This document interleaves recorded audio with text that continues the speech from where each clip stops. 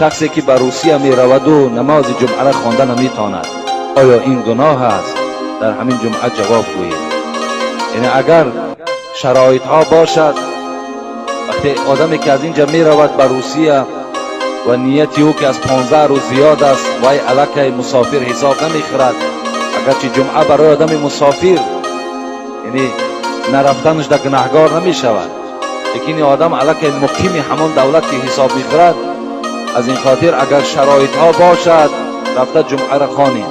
اگر شرایط تان نباشد، حالت تان وزنی باشد، مشکلات باشد، چی برای طهارت کردن تان، چی برای نماز جمعه رفتن تان، ممکن که در راه همون ملیسه هایی که مثال چگونه که بچه ها خبر می دهند که اونها را کم دقت می دهند، پول و مال اونها را می گیرند، اگر این گونه حالت ها باشد شما در همون مکان ختام پیشین خوانید، انشاءالله خدا نماز شما را قبول میکنه.